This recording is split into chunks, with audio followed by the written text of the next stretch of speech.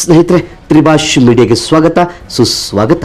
ಗೆಳೆಯರೆ, ಇಡೀ ಸನಾತನಿ ಪ್ರಪಂಚವೇ ಬಹುನಿರೀಕ್ಷೆಯಿಂದ ಕಾದು ಕುಳಿತಿದ್ದ 144 ವರ್ಷಗಳಿಗೆ ಒಮ್ಮೆ ನಡೆಯುವ ಮಹಾಕುಂಭಮೇಳ ಉತ್ತರ ಪ್ರದೇಶದ ಪ್ರಯಾಗ್ರಾಜ್ನ ತ್ರಿವೇಣಿ ಸಂಗಮದಲ್ಲಿ ಮಕರ ಸಂಕ್ರಾಂತಿಯ ಶುಭ ದಿನದಂದು ನಾಗಸಾಧುಗಳ ಸಾಹಿ ಸ್ನಾನ ಮಾಡುವುದರ ಮೂಲಕ ಶುಭಾರಂಭಗೊಂಡು ನಡೆದುಕೊಂಡು ಬರ್ತಾ ಇದೆ. ಈ ಮಹಾಕುಂಭಮೇಳಕ್ಕೆ ದೇಶ ವಿದೇಶಗಳಿಂದ ನಾಯಕರುಗಳು, ಗಣ್ಯರುಗಳು, ದೊಡ್ಡ ದೊಡ್ಡ ಸಂಘ ಸಂಸ್ಥೆಗಳ ಸ್ಥಾಪಕರುಗಳು ತಮ್ಮ ಘನತೆ, ಗೌರವ, ಶ್ರೀಮಂತಿಕೆ ಅಷ್ಟೇ ಯಾಕೆ ತಮ್ಮ ಅಹಂಕಾರವನ್ನು ತ್ಯಜಿಸಿ ಸಾಮಾನ್ಯರಂತೆ ಶಿವಶರಣರಾಗಿ ಹರಹರ ಮಹಾದೇವ ಘೋಷಣೆ ಕೂಗುತ್ತಾ ಪುಣ್ಯ ಸಾಹಿ ಸ್ನಾನದಲ್ಲಿ ಭಾಗಿಯಾಗ್ತಾ ಇದ್ರೆ, ಇನ್ನೊಂದು ಕಡೆ ಶಿವಗಣಗಳು, ದೇವಾನುದೇವತೆಗಳು ಈ ತ್ರಿವೇಣಿ ಸಂಗಮದ ಪುಣ್ಯ ಸ್ನಾನದಲ್ಲಿ ಮಿಂದೇಳ್ತಾ ಇರಬಹುದು ಅನ್ನೋದನ್ನ ತಳ್ಳಿ ಹಾಕುವಂತಿಲ್ಲ.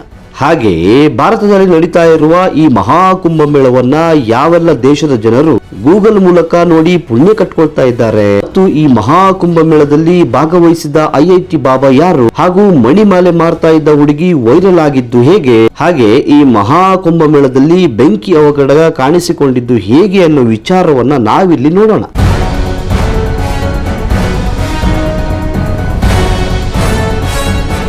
ಗೆಳೆಯರೆ, ಪ್ರಪಂಚದ ಅತ್ಯಂತ ಪುರಾತನ ಧರ್ಮವೆಂದರೆ ಅದು ಸನಾತನ ಹಿಂದೂ ಧರ್ಮ. ನಮ್ಮ ಎಲ್ಲಾ ಆಚರಣೆಗಳು ಸೌರಮಂಡಲದ ಗ್ರಹಗಳ ಚಲನವಲನದ ಆಧಾರದ ಮೇಲೆ ವೈಜ್ಞಾನಿಕವಾಗಿಯೇ ರೂಪುಗೊಂಡಿದೆ. ಅದಕ್ಕೆ ಸಾಕ್ಷಿ ಅನ್ನುವಂತೆ ಈಗ ಪ್ರಯಾಗ್ರಾಜ್ನಲ್ಲಿ ನಡೀತಾ ಇರುವ ಮಹಾಕುಂಭಮೇಳ ಕೂಡ ಒಂದು. ಇಂತಹ ಒಂದು ಅಪರೂಪದ ಮಹಾಕುಂಭಮೇಳ ನಡೀತಾ ಇರುವ ಸಮಯದಲ್ಲಿ ನಮಗೆ ಜನ್ಮ ಸಿಕ್ಕಿದ್ಯಲ್ಲ, ಅಥವಾ ನಮ್ಮ ಜನ್ಮದಲ್ಲಿ ಈ ಕುಂಭಮೇಳ ನಡೀತಾ ಇದೆಯಲ್ಲ, ನಾವೇ ಭಾಗ್ಯವಂತರು ಅನ್ಕೊಳ್ಳೋದ್ರಲ್ಲಿ ತಪ್ಪೇನೂ ಇಲ್ಲ. ಹಾಗೆ ಭಾರತದಲ್ಲಿ ನಡೀತಾ ಇರುವ ಮಹಾಕುಂಭಮೇಳವನ್ನ ಗೂಗಲ್ ನಲ್ಲಿ ಸರ್ಚ್ ಮಾಡ್ತಾ ಇರೋ ದೇಶಗಳ ಪಟ್ಟಿಯಲ್ಲಿ ಮುಸ್ಲಿಂ ರಾಷ್ಟ್ರಗಳು ಹೆಚ್ಚಾಗಿ ಕಾಣಿಸ್ಕೊಳ್ತಾ ಇದೆ. ಗೂಗಲ್ ನಲ್ಲಿ ಕುಂಭಮೇಳದ ಬಗ್ಗೆ ಸರ್ಚ್ ಮಾಡ್ತಾ ಇರೋ ಪರಿ ನೋಡಿ ಅಕ್ಷರಶಃ ಗೂಗಲ್ ಕೂಡ ದಂಗಾಗಿ ಹೋಗಿದೆ. ಹಾಗೆಯೇ ಈ ಕುಂಭಮೇಳಕ್ಕೆ ಹರಿದು ಬರ್ತಾ ಇರುವ ಜನರ ಸುನಾಮಿಯನ್ನು ಕಂಡು ಮುಸ್ಲಿಂ ರಾಷ್ಟ್ರಗಳು ಕೂಡ ಶಾಕ್ ಆಗಿವೆ ಮತ್ತು ಪಕ್ಕದ ಪಾಕಿಸ್ತಾನ ಗೂಗಲ್ ನಲ್ಲಿ ಅತಿ ಹೆಚ್ಚು ಸರ್ಚ್ ಮಾಡುವ ಮೂಲಕ ಶಾಕ್ಗೆ ಒಳಗಾಗಿದೆ. ಪಾಕಿಸ್ತಾನ ಶಾಕ್ ಆಗೋದಕ್ಕೆ ಒಂದು ಕಾರಣವಿದೆ. ಅದೇನು ಅಂದ್ರೆ ಪಾಕಿಸ್ತಾನದ ಜನಸಂಖ್ಯೆ 24.5 ಕೋಟಿ. ಕುಂಭಮೇಳಕ್ಕೆ ಭಾಗಿಯಾಗ್ತಾ ಇರೋ ಜನಸಂಖ್ಯೆ ಪಾಕಿಸ್ತಾನದ 2 ಪಟ್ಟು, ಅಂದ್ರೆ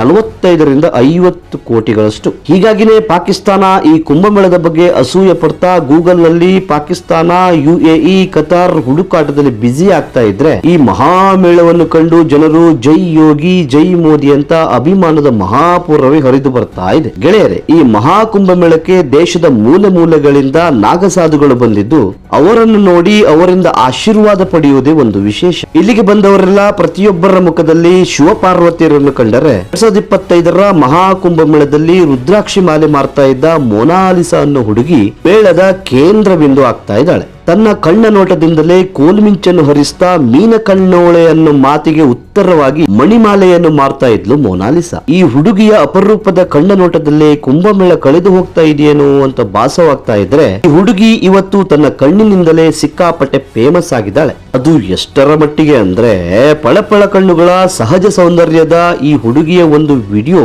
ಯಾರು ಪೋಸ್ಟ್ ಮಾಡಿದ್ರು ಗೊತ್ತಿಲ್ಲ. ಈ ಹುಡುಗಿಯ ಕೋಲ್ಮಿಂಚಿನ ನಗುವಿನ ವಿಡಿಯೋ ಈಗ ಆಲ್ ಇಂಡಿಯಾ ಟೂರ್ ಮುಗಿಸಿ ವಿದೇಶಗಳಲ್ಲೂ ಕೂಡ ಫೇಮಸ್ ಆಗ್ತಾ ಇದ್ದಾಳೆ ಮೊನಾಲಿಸಾ. ಈ ವಿಡಿಯೋಗಳು ವೈರಲ್ ಆಗ್ತಾ ಇದ್ದದ್ದೇ ತಡ ಮೊನಾಲಿಸಾಳನ್ನ ಟಿವಿ ಚಾನೆಲ್ ನವರು, ಯೂಟ್ಯೂಬ್ ಬ್ಲಾಗರ್ಗಳು ಹಾಗೆ ಇಲ್ಲಿಗೆ ಬಂದಿದ್ದ ಜನರು ಹಿಂಬಾಲಿಸೋದಕ್ಕೆ ಶುರು ಮಾಡಿದ್ರು. ಇದರಿಂದ ಮಾಲೆ ಮಾರಕ್ಕೆ ಬಂದ ಹುಡುಗಿ ಬಹಳಷ್ಟು ಕಿರಿಕಿರಿಯನ್ನು ಅನುಭವಿಸಿ ಕುಂಭಮೇಳದಿಂದಲೇ ಹೊರ ನಡೆಯಬೇಕಾಯಿತು. ಅದು ಹೇಗೆ ಅಂತ ನಾವು ನೋಡೋದಾದ್ರೆ,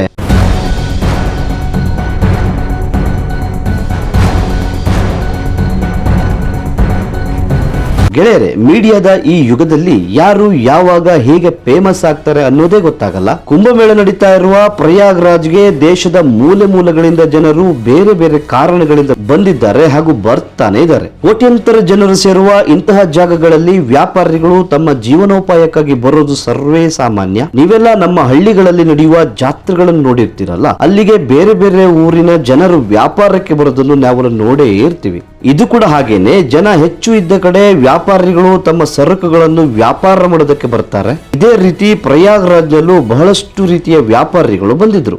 ಈ ವ್ಯಾಪಾರಿಗಳಲ್ಲಿ ಮಧ್ಯಪ್ರದೇಶದ ಈ ಮೊನಾಲಿಸಾ ಕೂಡ ಒಬ್ಳು. ಈಕೆ ಮಧ್ಯಪ್ರದೇಶದ ಇಂದೂರಿನವಳು. ಅಲ್ಲಿಯ ಒಂದು ಬುಡಕಟ್ಟು ಸಮುದಾಯಕ್ಕೆ ಸೇರಿದ ಈಕೆ ಇಂಟರ್ನೆಟ್ ಸೆನ್ಸೇಷನ್ ಆಗಿ ಬಿಟ್ಟಿದ್ದಾಳೆ. ನೀಲಿ ಕಣ್ಣಿನ ಈ ಯುವತಿ ನೋಡೋದಕ್ಕೆ ಬಹಳಷ್ಟು ಸುಂದರವಾಗಿದ್ದು, ಅವಳ ನೀಲಿಯ ಕಣ್ಣು ಮತ್ತು ಆಕರ್ಷಕ ನಗು ಅಲ್ಲಿಗೆ ಬಂದವರನ್ನು ಮನಸೂರೆಗೊಂಡಿದೆ. ಉತ್ಸವಕ್ಕೆ ಬಂದವರಲ್ಲಿ ಬಹಳಷ್ಟು ಜನ ಉತ್ಸವದಲ್ಲಿ ಕಳೆದು ಹೋಗುವ ಬದಲು ಅವಳ ಸೌಂದರ್ಯದ ಉಪಾಸಕರಾಗಿ ಬಿಟ್ಟಿದ್ದಾರೆ. ಹಾಗೆಯೇ ಈ ಹುಡುಗಿಯ ವಿಡಿಯೋ 2 ಸೂರ್ಯೋದಯ ಕಳೆಯುವಷ್ಟರಲ್ಲಿ 15 ಕೋಟಿಗಿಂತ ಹೆಚ್ಚಿನ ವ್ಯೂಸ್ ಅನ್ನು ಪಡೆದುಕೊಂಡಿದೆಯಂತೆ. ಲಕ್ಷಗಟ್ಟಲೆ ಲೈಕ್ಸ್ ಹಾಗೂ ಕಾಮೆಂಟ್ ಗಳನ್ನು ಪಡೆದುಕೊಂಡಿದ್ದಾಳೆ. ಕಳೆದ 3-4 ದಿನಗಳಿಂದ ಯೂಟ್ಯೂಬ್ ನಲ್ಲಿ ಕೂಡ ಕನ್ನಡ, ಹಿಂದಿ, ತೆಲುಗು ಹಾಗೂ ಬೇರೆ ಬೇರೆ ಭಾಷೆಗಳಲ್ಲಿ ಈ ಹುಡುಗಿಯ ಸಂದರ್ಶನವನ್ನು ಮಾಡಲಾಗಿದ್ದು, 2 ದಿನದಲ್ಲಿ ಈ ಹುಡುಗಿ ಎಷ್ಟು ಫೇಮಸ್ ಆಗಿದ್ದಾಳೆ ಅಂದ್ರೆ ಇಡೀ ಕುಂಭಮೇಳದ ಆಕರ್ಷಣೆಯಾಗಿ ಹೊರಹೊಮ್ಮಿ ಬಿಟ್ಟಿದ್ದಾಳೆ.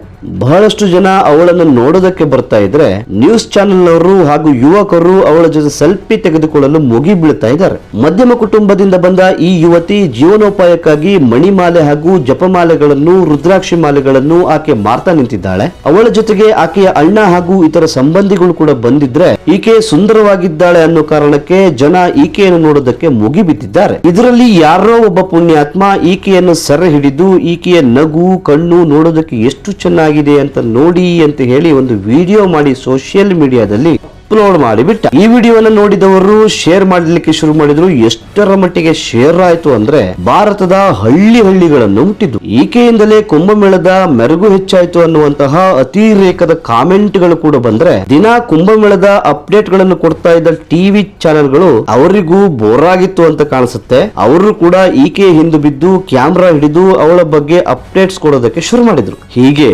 ಒಬ್ರು ಇಬ್ರು ಆದ್ರೆ ಅವರಿಗೆ ಸಂದರ್ಶನ ಕೊಡಬಹುದು, ಆದ್ರೆ 100 ಜನ ಬಂದ್ರೆ ಆ ಯುವತಿ ಯಾರಿಗ್ ತಾನೇ ಉತ್ತರ ಕೊಡ್ಬೇಕು ಹೇಳಿ?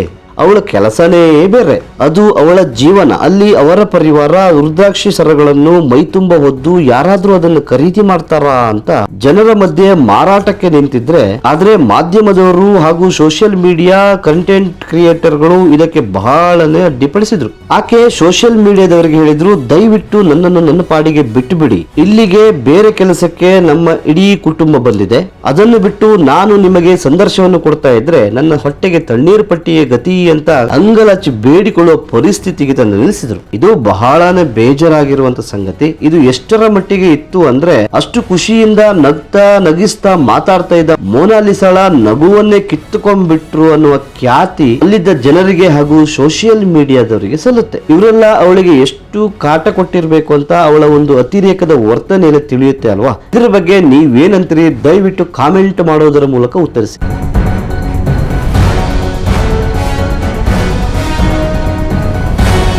ಗೆಳೆಯರೆ, ಮಹಾಕುಂಭಮೇಳದಲ್ಲಿ ಅಗ್ನಿ ಅವಘಡ ಸಂಭವಿಸಿದ್ದು ಲಕ್ಷಾಂತರ ಜನ ಸೇರಿದ್ದ ಮಹಾಕುಂಭಮೇಳದಲ್ಲಿ ಭಾನುವಾರ ಭಕ್ತರು ಹಾಗೂ ನಾಗಸಾಧುಗಳು ಉಳಿದುಕೊಳ್ಳಲು ವ್ಯವಸ್ಥೆ ಮಾಡಿದ್ದ ಸೆಕ್ಟರ್ 19 ಟೆಂಟ್ ಒಂದರಲ್ಲಿ ಅಡುಗೆ ಮಾಡಲು ಉಪಯೋಗಿಸುತ್ತಿದ್ದ ಸಿಲಿಂಡರ್ 2 ಸ್ಫೋಟಗೊಂಡಿದ್ದು, ಅಲ್ಲಿ ಎಚ್ಚರಿಕೆಯ ಕ್ರಮವಾಗಿ ಪ್ರತಿ ಸೆಕ್ಟರ್ಗಳಲ್ಲಿ ಆಂಬ್ಯುಲೆನ್ಸ್ಗಳು ಮತ್ತು ಫೈರ್ ಕಂಟ್ರೋಲ್ನ ವಾಹನಗಳು ನಿಲ್ಲಿಸಿಕೊಂಡಿದ್ದರಿಂದ ತಕ್ಷಣವೇ ವ್ಯಾಪಿಸ್ತಾ ಇದ್ದ ಬೆಂಕಿಯ ಮೇಲೆ ಅಗ್ನಿಶಾಮಕ ದಳದವರು ಕಾರ್ಯಾಚರಣೆಯನ್ನು ಶುರು ಮಾಡಿದ್ದಾರೆ. ಹಾಗೂ ಈ ಬೆಂಕಿ 19 ಟೆಂಟ್ಗಳಿಗೆ ತಗುಲಿದ್ದು ಅಲ್ಲಿನ ಜನರನ್ನು, ಸಾಧು ಸಂತರುಗಳನ್ನು ಸುರಕ್ಷಿತ ಜಾಗಕ್ಕೆ ಸ್ಥಳಾಂತರ ಮಾಡಲಾಗಿದೆ. ಹಾಗೂ ಯಾವುದೇ ಸಾವು ನೋವು ಕೂಡ ಈ ಘಟನೆಯಲ್ಲಿ ಸಂಭವಿಸಿಲ್ಲ.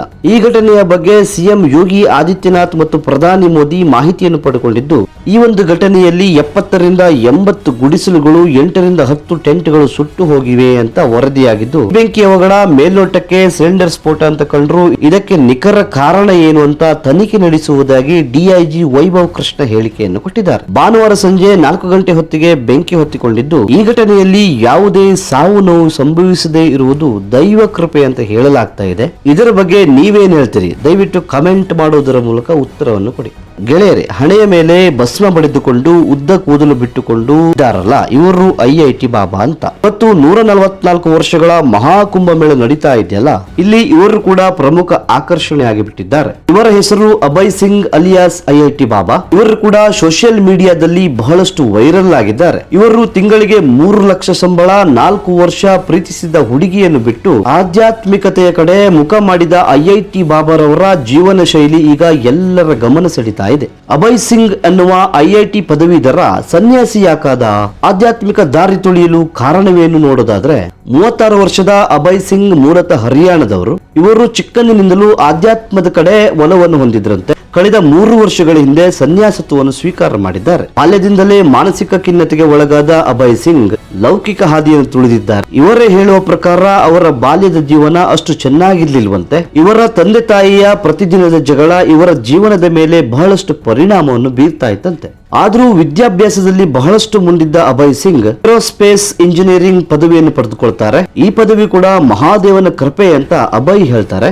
ಐಐಟಿ ಬಾಂಬೆಯಿಂದ ಪದವಿ ಪಡೆದ ಇವರು ಕಾರ್ಪೊರೇಟ್ ಜಗತ್ತಿನಲ್ಲಿ ಸ್ವಲ್ಪ ದಿನಗಳ ಕಾಲ ಕೆಲಸವನ್ನು ಮಾಡಿ ಫೋಟೋಗ್ರಫಿ ಮತ್ತು ಆರ್ಟ್ ಕಡೆ ಮುಖವನ್ನು ಮಾಡಿದ್ದಾರೆ.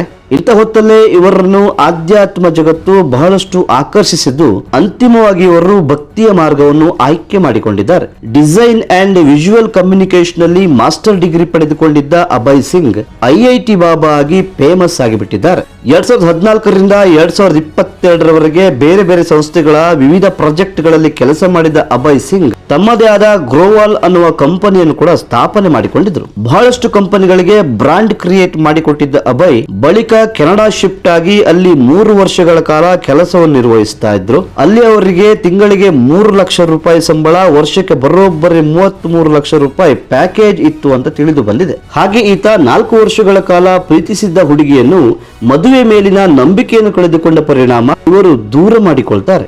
ಇದಕ್ಕೆ ಅವರ ತಂದೆ ತಾಯಿ ಯಾವಾಗ್ಲೂ ಜಗಳ ಮಾಡೋದೇ ಕಾರಣ ಅಂತ ಕೂಡ ಹೇಳ್ತಾರೆ. ಕೆನಡಾದಿಂದ ವಾಪಸ್ಸಾದ ಇವರು ಆಧ್ಯಾತ್ಮಿಕತೆಗೆ ಪ್ರಸಕ್ತವಾದ ಸಿಮ್ಲಾ, ಮಸೂರಿ ಧರ್ಮಶಾಲೆಗಳಲ್ಲಿ ಬಹಳಷ್ಟು ದಿನಗಳನ್ನು ಕಳೀತಾ ಇದ್ರಂತೆ. ಅನಂತರ ಇವರು ಸನ್ಯಾಸಿಯಾಗಿ ಬದಲಾಗ್ತಾರೆ. 6 ತಿಂಗಳವರೆಗೆ ತಂದೆಯ ಸಂಪರ್ಕದಲ್ಲಿ ಇದ್ದ ಇವರು ಮನೆಗೆ ಮರಳುವಂತೆ ಒತ್ತಡ ಹೆಚ್ಚಾದ್ದರಿಂದ ಮಹಾದೇವ ಒಬ್ಬನೇ ನನ್ನ ಕುಟುಂಬ ಅಂತ ಹೇಳಿ ಆಧ್ಯಾತ್ಮದಲ್ಲೇ ಮುಂದುವರಿಯುವುದಾಗಿ ತಿಳಿಸಿ ಎಲ್ಲಾ ಸಂಪರ್ಕಗಳನ್ನು ಕಳೆದುಕೊಂಡಿದ್ದಾರೆ ಅಂತ ತಿಳಿದು ಬಂದಿದೆ. ಇದು ಗೆಳೆಯರೇ 2025ರಲ್ಲಿ ಅಂದರೆ ಈಗ ನಡೀತಾ ಇರುವ 144 ವರ್ಷಗಳ ಮಹಾಕುಂಭಮೇಳದಲ್ಲಿ ನಡೆದ ಅಗ್ನಿ ಅವಘಡ ಹಾಗೂ ಬಹಳಷ್ಟು ವೈರಲ್ ಆಗಿ ಜನರ ಮೆಚ್ಚುಗೆ ಪಡೆದುಕೊಂಡ ವಿಚಾರದ ಬಗೆಗಿನ ಮಾಹಿತಿ. ಮತ್ತಷ್ಟು ವಿಶೇಷಗಳ ಜೊತೆ ಮುಂದಿನ ಸಂಚಿಕೆಯಲ್ಲಿ ಮತ್ತೆ ಭೇಟಿಯಾಗ್ತೀನಿ. ಅಲ್ಲಿವರೆಗೆ ಜೈ ಹಿಂದ್, ಜೈ ಕರ್ನಾಟಕ.